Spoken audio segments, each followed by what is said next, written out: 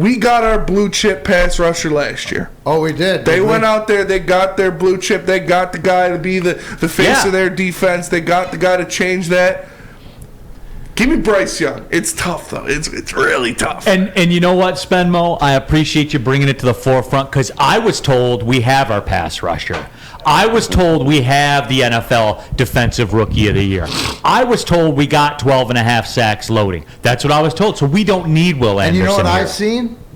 I've seen you need a couple guys to help each other out. So this is a no-brainer. Will Harris or Will Anderson by far. Wow, so if you think Hutchinson's that good, and you talk about stats by Harris, why not? And they're young and they can grow together. We've seen it through. We see other teams do it. I'm going that way.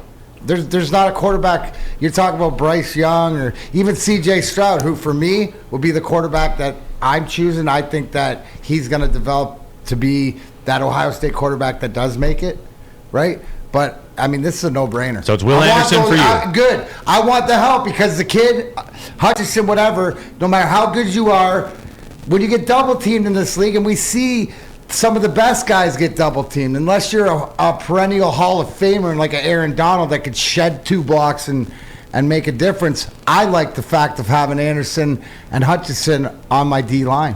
WoodwardSports.com chat there before we get to Terry and Sam Flannel. Namahi says, Will Anderson hasn't showed up in a big game yet in his college football career. We'll all be complaining about him in a half a year if we draft him. Well, no, he gets double-teamed all the time, so he gets a pass. Okay? Terry Foster. I was told that the Lions, just like Neil, have their generational pass rusher in Aiden Hutchinson. I was told that they're all set as far as putting pressure on quarterbacks. I heard the same thing Neil does. But I use my own logic. Will Anderson. Bring him in, generational. Generational.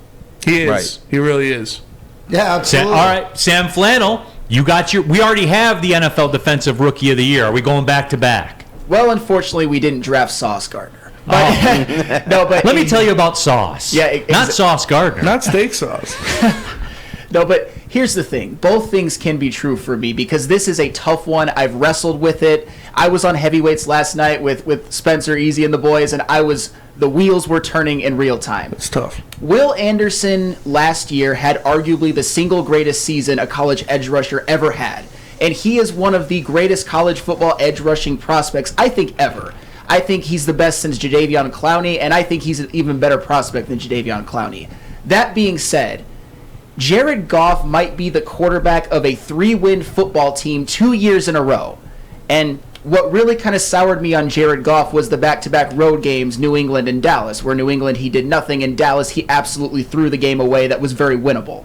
So I am going to plant my flag, quarterback, because Jared Goff just is not the guy. He's not the answer. And I was convinced he might have been able to at least be a game-managing type quarterback, but this team is bottoming out for the second year in a row with Jared Goff as their quarterback. We need to draft a new one, and I love Will Anderson. I'm going quarterback. That being said, I'm not mad if any way they go. Whether it's one of those three, if it's Bryce, Anderson, or Stroud, I'm not mad.